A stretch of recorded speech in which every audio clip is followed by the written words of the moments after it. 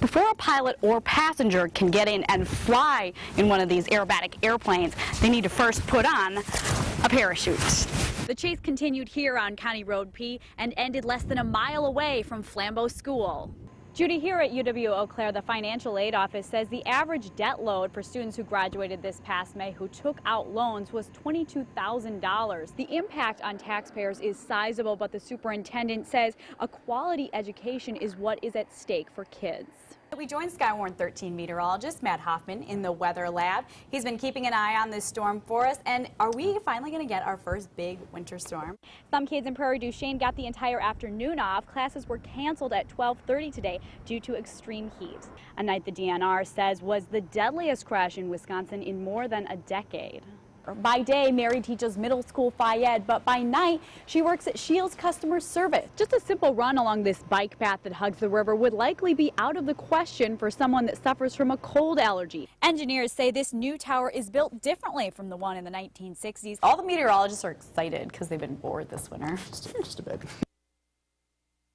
With these, I have to read like this close to even make out the letters. Alex was born with a degenerative eye disease called rod and cone dystrophy. And what's happening is there's rods and cones in your retina, and they're basically dying. My vision is deteriorating slowly. That's why Alex has decided to learn Braille. The probability is that I'm very likely going to lose my vision, but I'm trying to think optimistic about it, that if I know Braille, it'll at least make it somewhat easier. So this is Mondays and Tuesdays. It's that attitude of optimism that makes Alex special. We've tried to instill in him that whatever he wants to do, that he just has to find a way to do it. The R on revolution. Very good. Like reading, it's a favorite pastime of Alex's, and now, thanks to a special set of magnifying glasses, Alex can read Harry Potter more comfortably. I always set both of them to maximum magnification, and now I can read from this far away. But it isn't only Alex's parents, David and Heather, that make up his support system.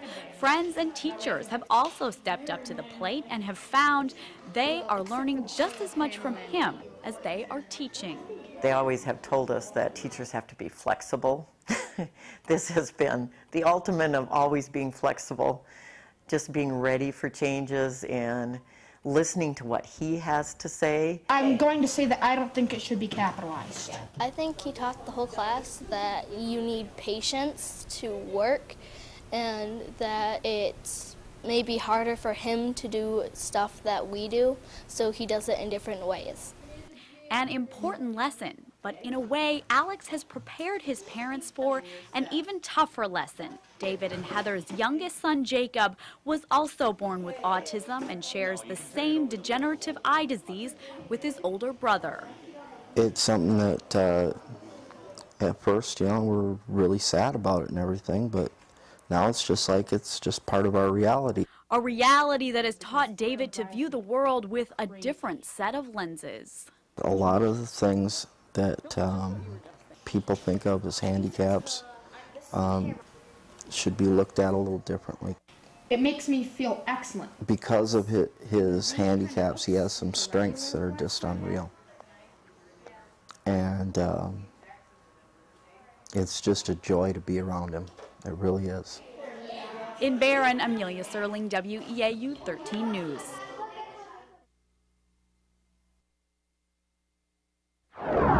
Virginia and Alfred Everson have been married for 35 happy years. But 2 years ago, their wedded bliss began to change as Alfred slipped into the world of dementia. There are times when he still is relatively himself, but for the most part, Al is no longer Al. And that left Virginia, here with her two oldest sons, depressed and feeling overwhelmed by her caretaking responsibilities. She needed a breather. And that's when Virginia and sons Jim and John were introduced to Memory Care Connections, a grant that's funded through the Administration on Aging. This program is actually replicating an evidence-based study that was done out of New York University. And so this program was proven effective in reducing caregiver stress and also delaying nursing home care.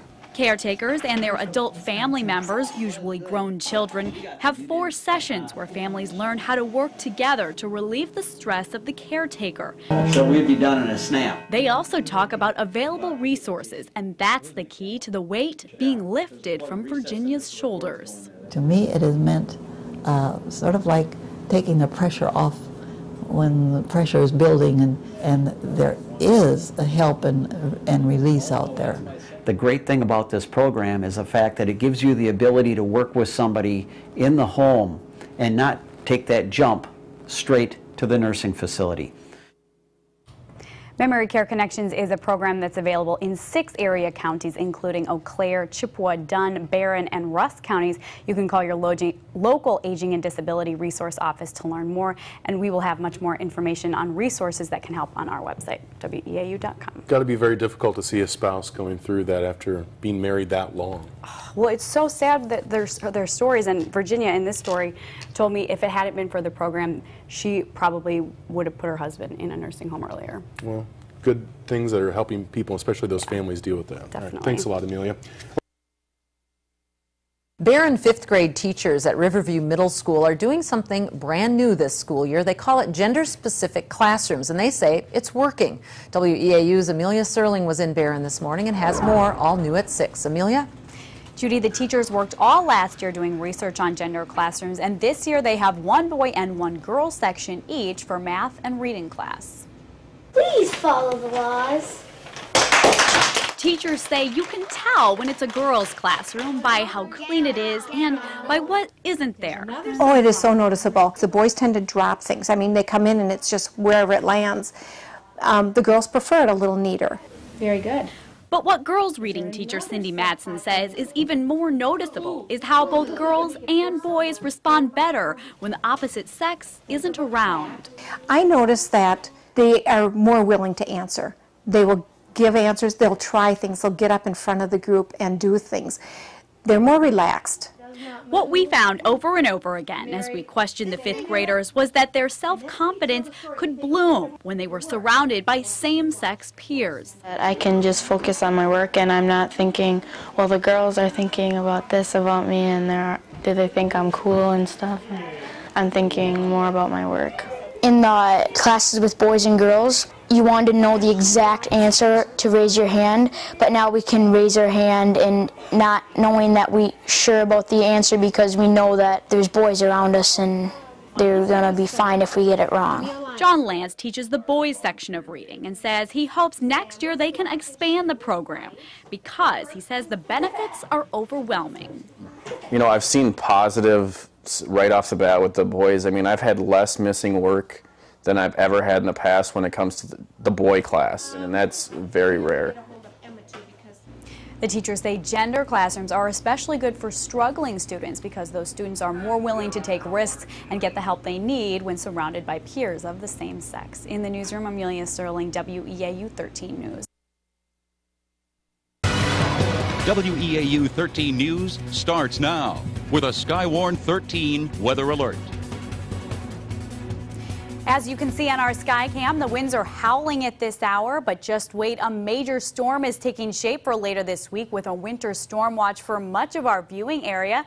Tonight we join Skywarn 13 meteorologist Matt Hoffman in the weather lab. He's been keeping an eye on this storm for us, and are we finally going to get our first big winter storm? It's taken all winter, but it looks like we finally are actually, and we could pick up some significant snowfall, and we have those winter storm watches out right now for most of the Skywarn 13 viewing area, including Eau Claire and La Crosse, and that will get going noon on Tuesday and then last through 6 p.m. on Wednesday. And we have that potential for some significant snow. Quiet right now. We're dealing with a low pressure system that's been responsible for some winds today and a little bit of light snow through the overnight hours tonight. But the big story is off towards the west, out there in California and the West Coast. That is a system we are watching to bring us some significant snow, upwards of probably over a foot around the Eau Claire area, and especially to the north, down towards the south. We'll have a wintry mix that will kind of lessen the snowfall totals, but still most of the area going to pick up some significant snow. We'll talk about snowfall totals as well as more about timing and other things we're watching with the storm system in just a bit. Back to you, Amelia. Thank you, Matt. Democrats are playing defense in 2012 governor's races, protecting 8 seats. Republicans are safeguarding just 4, one of those here in Wisconsin. The recall effort against Governor Scott Walker, a national test of the measures many GOP governors have taken to balance state budgets. Both parties agree the landscape is different than in 2010 when 36 states elected governors. At the height of the economic downturn, Republicans got 6 new seats that year, including Wisconsin.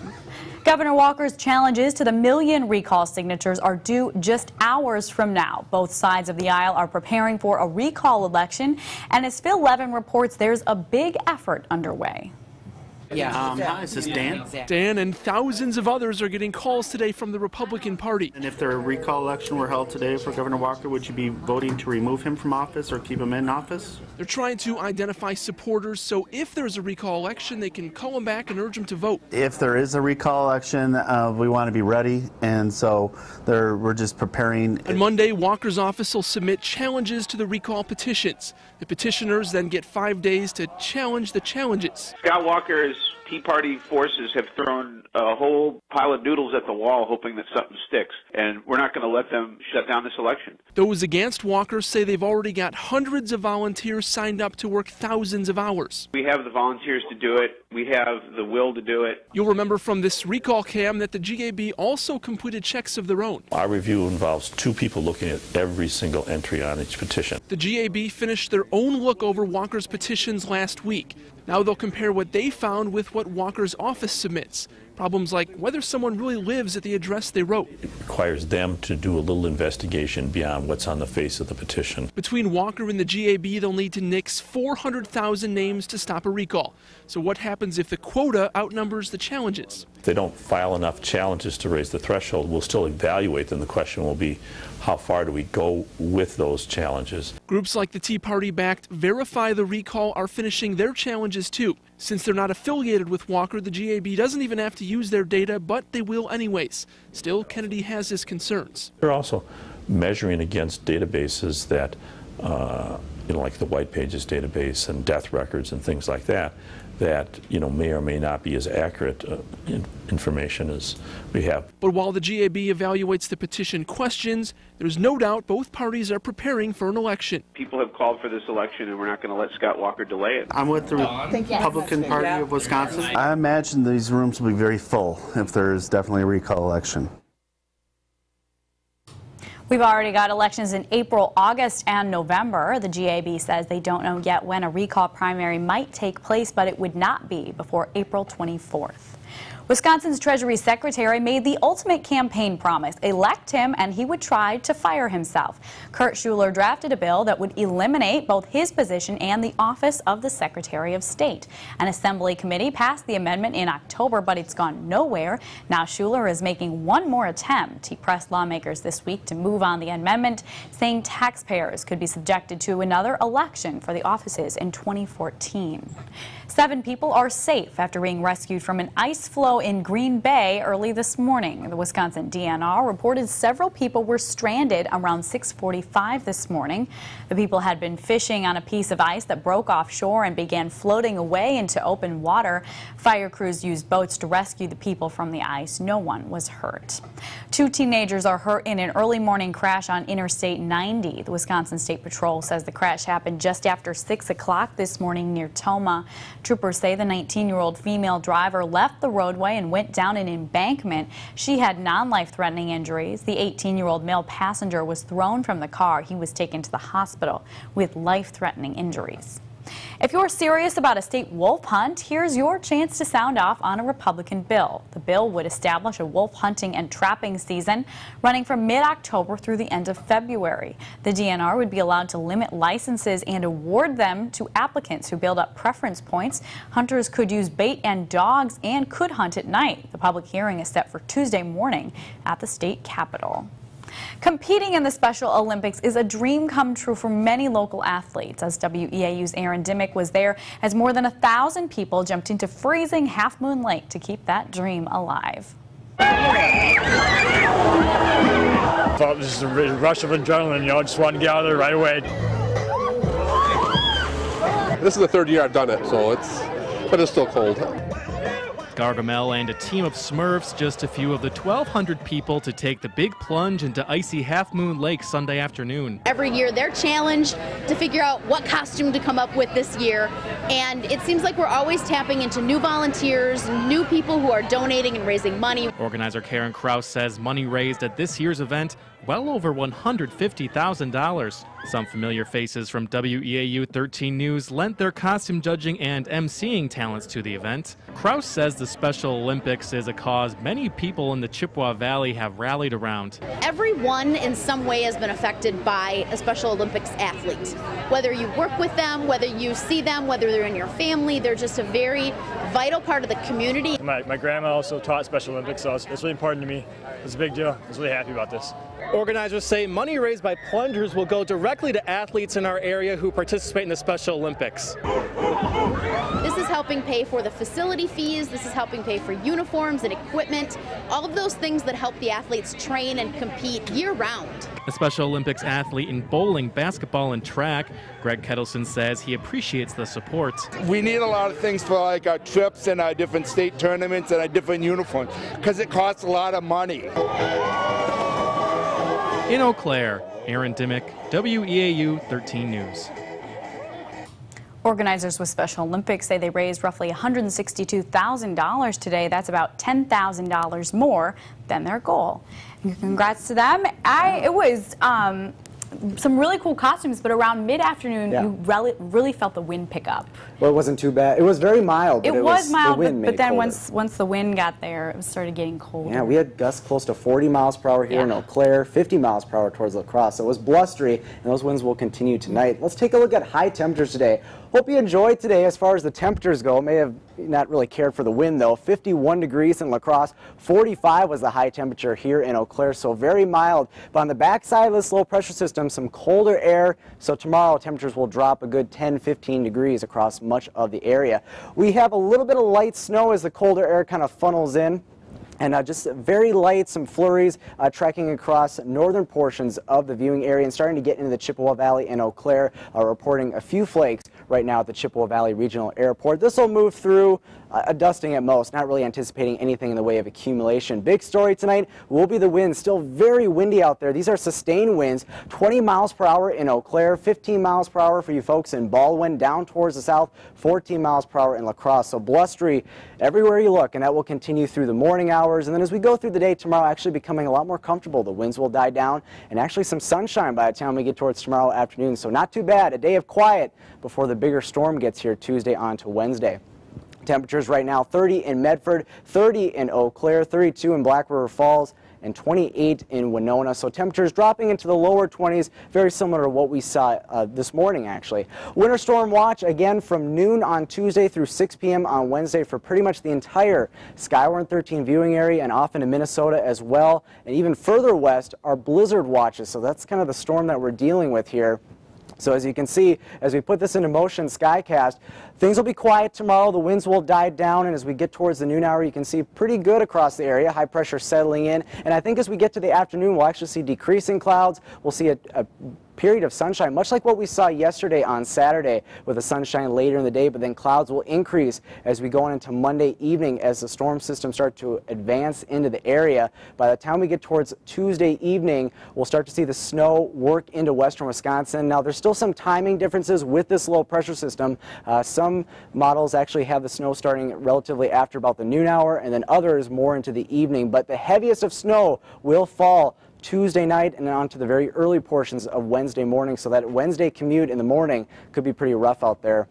But as we go through the evening hours on Tuesday, you can see we'll have snow generally from Eau Claire north, and that's where the heaviest snowfall totals will be. But then down towards the south, we'll have a bit of a changeover, a wintry mix of some sleet, maybe a period of freezing drizzle, and even some rain south of La Crosse. So snowfall totals will drastically go down as you head further towards the south. Here's a preview of what I'm thinking for snowfall potential from this system.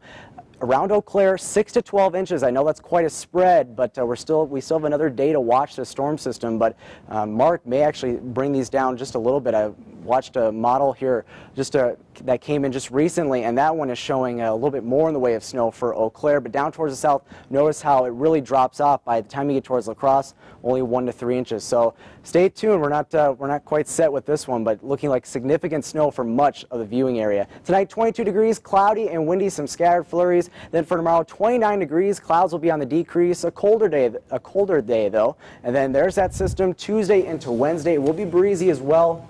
So some areas could see a little bit of blowing snow, and then another chance for snow on Friday.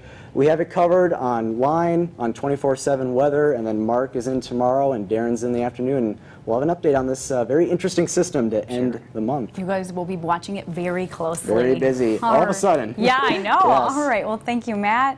Well, coming up, Super Tuesday is just 2 days away, and today the candidates were battling head-to-head. That's next. You're watching WEAU 13 News. From the Breaking News and Weather Authority, this is WEAU 13 News at 10.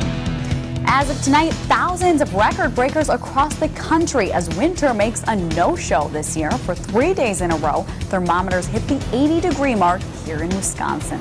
But spring fever is not so hot for everyone. The high temps forcing maple syrup harvesters to tap out early in the game. We have that story in a moment. But first, let's head to the Weather Center from Skywarn 13 meteorologist Matt Hoffman.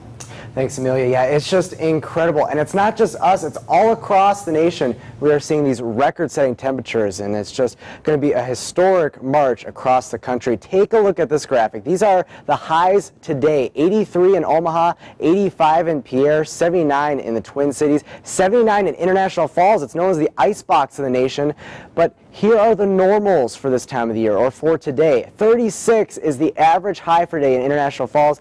That was beaten by 43 degrees today, and it's just incredible heat all across the central portion of the United States thanks to this big ridge of high pressure. Today in Eau Claire, 80 degrees. We broke the record once again. The record was 71, not 61. Apologize for that. And the average low was very warm as well, 58 degrees. So we're going to talk more about this heat and when it all come to an end in just a bit. Amelia?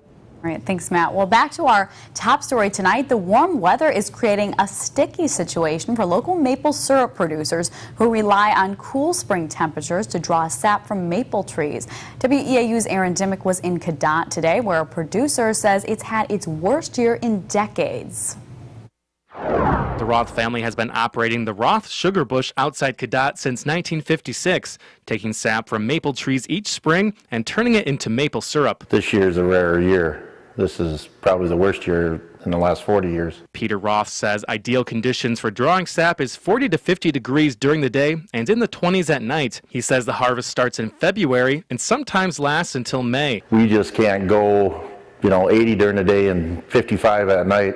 But with our weather going from winter to summer-like temperatures in a matter of weeks, Roth says it's time's up. If you look on the trees now, there's leaves and buds coming already on some of them. That'll kill it, so we're done today. We finished. Roth says so far this year, they've produced just 25% of a typical harvest. And he says the lack of sap being tapped will affect the cost of maple syrup at the grocery store. Some of the smaller producers will be shorter syrup this year, more at a farmer's market or that type of situation where it's a local producer. Thanks to a surplus from last year and advancements in sap-sucking technology, Ross says the sugar bush should break even. You have to take the good years with bad. There's nothing you can do about it. Nobody's got a magic wand that can tell you what you're going to get.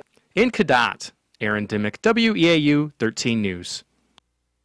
Investigators are looking into a drowning death tonight in Crawford County. Prairie du Chien police say they were notified of a possible drowning around 3 this afternoon near the Fisher Street boat landing on the Mississippi River. Witnesses told officers a 25-year-old man went into the water to rescue his dog, but began to struggle and went under. The man's body was recovered from the Mississippi 4.5 hours later. His name has not yet been released. New details tonight as preliminary autopsy reports show a 21-year-old UW-Stevens Point student died of accidental drowning earlier this month. Eric Duffy went missing March 3rd after leaving Joe's Bar in Stevens Point. He was found March 5th in the Wisconsin River. Police say they are still waiting for a toxicology report to determine how much alcohol was in Duffy's system. A woman has died after a motorcycle crash in Pierce County. The crash happened last night just after 8 o'clock near County Highway J in the town of Martell. Deputies say the driver of a pickup truck hit a motorcycle driven by 48-year-old Glenn Nelson of Hammond. Both Nelson and his passenger, 47-year-old Julie Nelson, were thrown from the bike. Both were wearing helmets. They were flown to the hospital with unknown injuries. Deputies say Julie Nelson died early this morning. The pickup truck driver was not hurt. The crash remains under investigation. Well, the holiday that's best known for wearing green and drinking did not go by without any drunk drivers. The Wisconsin State Patrol says troopers pulled over at least 4 drivers during St. Patty's Day in the Eau Claire region. Over in Rusk County, a Ladysmith man, 47-year-old Robert Goffin, was arrested for 4th offense OWI. Deputies say he caused a minor 2-car crash on Highway 27. Meanwhile, 35-year-old Jesse Elwell of Platteville was arrested for 6th offense OWI after speeding down Highway 81 in Grant County. Yesterday, things got messy down on the North Crossing in Eau Claire. Police say 31-year-old Jonathan Vold lost control of his pickup truck after drunk driving. He took out traffic signals and his truck was totaled. Vold was taken to the hospital with non-life-threatening injuries and later arrested for 5th offense OWI, among other charges. Several judges in Wisconsin are being named off for signing petitions to recall Governor Scott Walker. A newspaper analysis finds that 29 judges from 15 Wisconsin counties signed petitions in the recall effort. Another analysis finds that about 12% of the state's 250 county judges signed that petition. Governor Walker will likely face a recall election in May or June. State Senator Kathleen Vinehout took to the campaign trail today in hopes of taking Walker's place in the recall election. Her first stop here in Eau Claire, where she held a fundraiser for the campaign. Vinehout says Wisconsin is ready for a fresh start. The senator from Alma says she'd like to bring all sides to the table, discussing solutions for the problems of the last year. Whether it be the wisdom of state employees or the wisdom of our business community, bring that to the table and figure out how to work together. Certainly collective bargaining is part of that, but there's a lot of other pieces about this campaign. Also on the road for governor, Democratic candidate Kathleen Falk. Falk says she's making a stop in La Crosse and Crawford counties this week to campaign.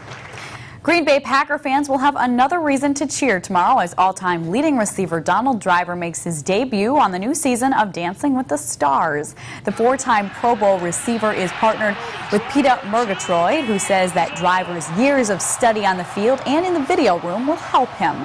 Driver says he's promised his Packers teammates he won't be eliminated after the first round.